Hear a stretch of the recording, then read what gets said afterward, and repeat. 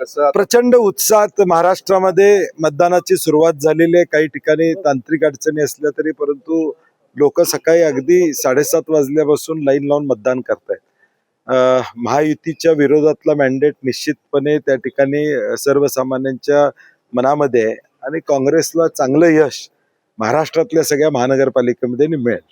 तर तुम्ही रात्री एक भावनिक साथ घातली, मी एकटा लढतोय मला साथ द्या. नाही, वस्तुस्थिती आहे ना, मी खरंच सांगितले की बाबा या कोल्हापूरमध्ये महाराष्ट्रामध्ये महायुती वेगवेगळी लढते, फक्त कोल्हापूरमध्ये ते एकत्र आलेले आहेत कोल्हापूरकरांच्या भीतीमुळं.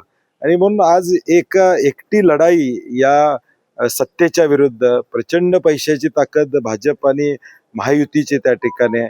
दडपशाही आहे. म्हणजे काल तर आमच्याच कार्यकर्त्यांना अगदी अटक करण्यापर्यंत वेळ आली होती. मी स्वतः तिथे गेल्यावर सगळं थांबलं. म्हणजे शेवटच्या 24 तासात किमान आमच्या 5-25 कार्यकर्त्यांना उचलून न्यायचं हा प्रयत्न काल झाला, तो आम्ही हाणून पाडला. कारण की शेवटी लोकशाही आहे. मतदानाच्या आदल्या दिवशी अगदी उमेदवाराच्या नवऱ्याला सुद्धा त्या ठिकाणी नेण्याचा प्रयत्न झाला. आणि म्हणून या दडपशाहीतून कोल्हापूरकर उत्तर देतील आणि माझ्यावर विश्वास टाकतील अशी मला खात्री आहे. हे सगळं सत्ता असताना हे सगळं करण्याची का वेळ आली? नाही, मी तेच म्हणतो ना, एवढी सत्ता आहे तुम्हाला, तुम्ही एवढं चांगलं काम केलं असशीला तर हे दडपशाहीचं राजकारण करू नका ना. पावड्यातल्या एका मतदान केंद्रावर तासभर मतदान मशीन बंद होते, 2 मशीन बदलावे लागलेले आहेत, अशी परिस्थिती सध्या दिसते. नाही तेच मी म्हणलं की काही तांत्रिक काही ठिकाणी अडचणी आलेल्या आहेत, परंतु त्याच्यामध्ये ताबडतोब प्रशासनानं त्याची दखल घेऊन त्याची सुरुवात केलेली आहे. हे होतंय, परंतु आता मतदान 5:30 हा महत्वाचा विषय आहे. त्याच्या आधी जास्तीत जास्त लोकांनी मतदान करावं असं माझं आव्हान असणार. नाही, सकाळपासून मी अगदी 6 वाजल्यापासून प्रत्येक भागातून रिपोर्ट घेतोय. टेबल आमचे टाकले गेलेले आहेत, बूथ आमचे टाकले गेलेले आहेत. कार्यकर्ते उत्साहात आहेत की एका बाजूला ही सगळे मंत्री, अगदी मुख्यमंत्री उपमुख्यमंत्री सुद्धा कोल्हापुरात आले. इथल्या स्थानिक नेत्यांच्यावर जनतेचा विश्वास नाही, त्यांनी येऊन विश्वास द्यावा. एवढी वेळ महायुतीवर त्या ठिकाणी आली तरी देखील या एकाएकी लढाईत कोल्हापूरकर निश्चितपणे माझ्या बरोबर आणि आमच्या बरोबर राहतील याची मला खात्री. एक प्रश्न उपस्थित केला होता व्हिडिओच्या माध्यमातून. मुख्यमंत्री सगळीकडे फिरत होते, एक वेगळ्या पद्धतीचा प्रचार. जे प्रश्न त्यांना विचारणं अपेक्षित होतं तसे प्रश्नच त्यांना विचारले गेले आहेत. नाही, पत्रकार परिषद त्यांनी घेतलीच नाही, स्क्रिप्टेड इंटरव्ह्यूज त्यांचे झाले.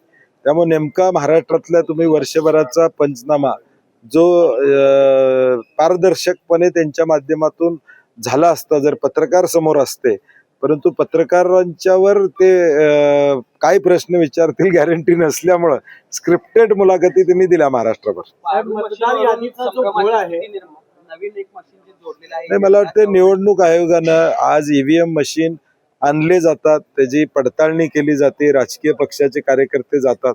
आता नव्यानं अगदी 48 तास आधी एखादी गोष्ट इंट्रोड्यूस करणं, त्याच्याबद्दल कारण नसताना संभ्रम अवस्था निर्माण करणं हे दुर्दैव आहे. कोल्हापुरातील जरगनगरमध्ये अनेक ठिकाणी मतदारांचं मतदानच त्या ठिकाणी नाही आहे. तो घोळ प्रचंड आहे. आम्ही तो निदर्शनास आणून दिला. अगदी अधिकाऱ्यांनी आपल्या सोयीची केंद्र असावीत, त्यामुळं ते एकाच ठिकाणी कशी आणता येईल हा प्रयत्न. आता मी इथलंच उदाहरण घ्या, मी राहतोय कुठं आणि माझं मतदान आहे कुठं. म्हणजे मी राहतोय कसबावाड्याच्या एका टोकाला आणि आता माझं मतदान आहे दुसऱ्या टोकाला. म्हणजे आज सामान्य माणसानं चालत इथपर्यंत याचं का? हे मला वाटते पूर्ण नियोजन प्रशासनानं आपल्या सोयीचं आपल्याला त्रास होऊ नये अशा पद्धतीने केलेलं दिसतं. सर्वसामान्यांना फटका बसलाय, पण मंत्री आणि आमदारांना सुद्धा तो फटका बसलेला आहे. मुंबईमध्ये, नवी मुंबईमध्ये अनेक आमदारांची नावच नाही, त्यामुळे आता हे प्रकरण आता समोर यायला लागले तरी सुद्धा नाराजी व्यक्त केली. नाही, मग तेच म्हणतो ना की एवढी वर्ष निवडणूक आयोग मतदान घेतं, महाराष्ट्र शासन या सगळ्याला पैसे देतं, तुमचं अपडेट होणं गरजेचं आहे. मला वाटतं आमदारांची नावं नसतील तर मग दुर्दैव आहे आमच्या लोकशाहीचं. मात्र जे हयात नाही त्यांची आहेत. खानविलकरांचं नाव कोल्हापुरात आहे, अजूनही नाव आहे. नाही, म्हणजे ही यादी किती दोषयुक्त आहे, दोषमुक्त नाही आहे, हे यावरून दिसून येते की मयत झालेले व्यक्तिमत्वाचं देखील नाव त्यामध्ये असणं. मला वाटतं निवडणूक आयोगाचं आता काय शेवटच्या 5:30 पर्यंत उमेदवार घरला जाऊ शकतोय, तरी बरं त्यांनी सांगितलं नाही की आणखीन काही नवीन सांगितलं नाही, रात्रभर सुद्धा फिरू शकतो म्हणून सांगितलं नाही. नशीब आमचं. मुख्यमंत्र्यांनी